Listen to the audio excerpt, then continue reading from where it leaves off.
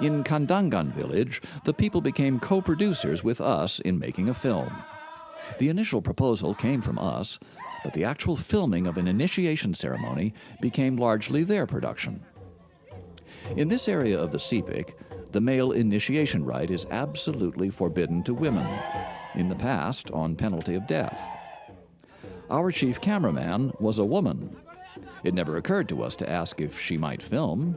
We assumed such a request would not only be denied, it would offend. But the Kandangan elders asked if she was good. And when told, yes, better than any of us, they requested that she operate the camera.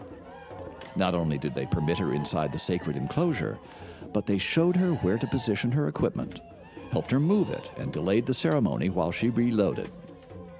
I'm convinced she was allowed to witness this rite, not because she was an outsider, but solely because her presence was necessary for the production of the best possible film.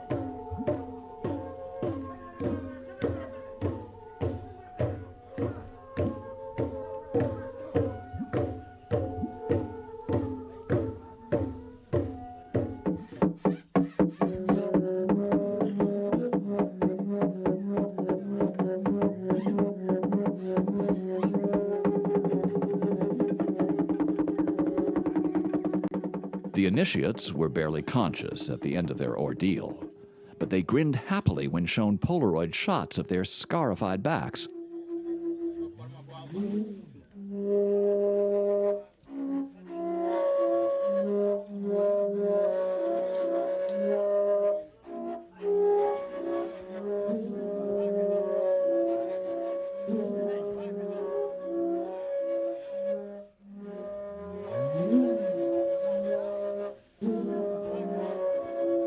The elders asked to have the soundtrack played back to them.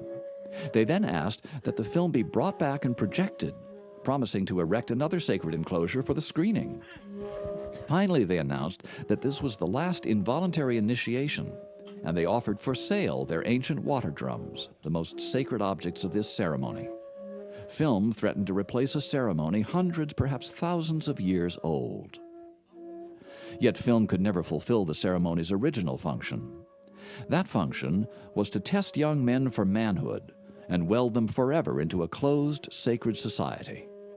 Now the ceremony, and by extension the entire society, could be put on a screen before them, detached from them. They could watch themselves. No one who ever comes to know himself with the detachment of an observer is ever the same again.